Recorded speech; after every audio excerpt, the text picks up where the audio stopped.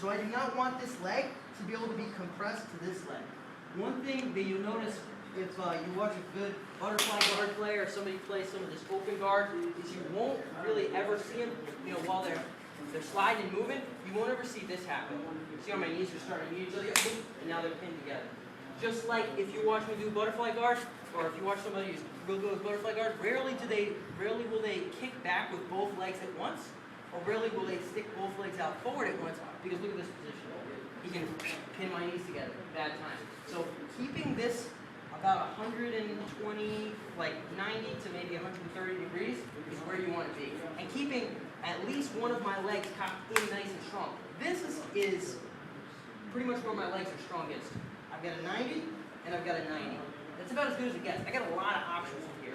When my knees are like this, I have this stuff, but now I really lose a ton of my mobility and my options. Similarly, if my knees are pinched together to a side, or both legs are out straight, all this stuff limits me. So when I'm here with Alec, I'm in bottom in the Z guard, get back on top. Alec's back on top. I want this knee angled, you can drop that one. Yep, I want this knee angled slightly up so that if he throws all his weight onto it, it's driving right back into him. And if he does try to shove it down, you see like he was doing, I want to be able to angle it and keep it up.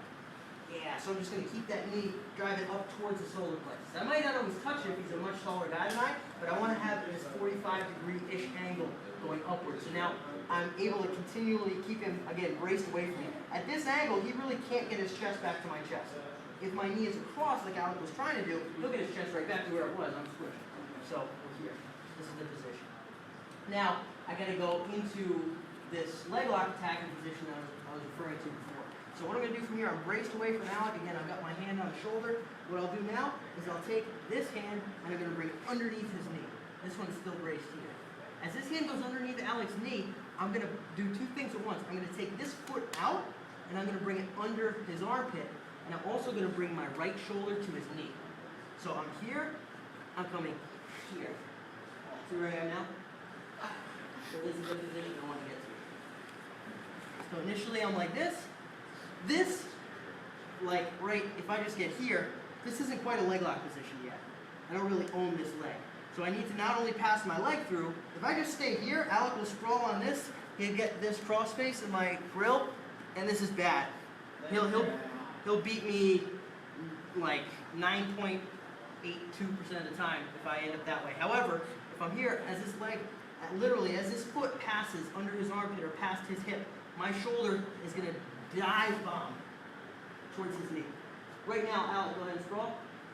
You can't really sprawl and put any weight on it. When we're in leg lock orientations, there's no real top or bottom. It becomes very, very ambiguous. And then it's just whoever's got the fastest setup and whoever's got the finish. In this knee bar position, I've got way more options than him for making him do one of those. So, here one more time. In position, I'm braced off. This hand's going to go under the knee. Now, my top foot is going to shoot past his hip, and I'm going to suck my shoulder right towards his kneecap. So, here. And notice I'm also kicking him away in this position. I'll capture the foot, and I'm going to end up right here for right now. So we're not going to go into any particular finishes at this point, but this is the spot I'm going to land in. This is where I'm eventually going to be able to go into toe holds, where I'm eventually going to be able to go into heel hooks. If he gives me stuff, I'm going to be able to hit knee bars, all kinds of options that are going to open up from there.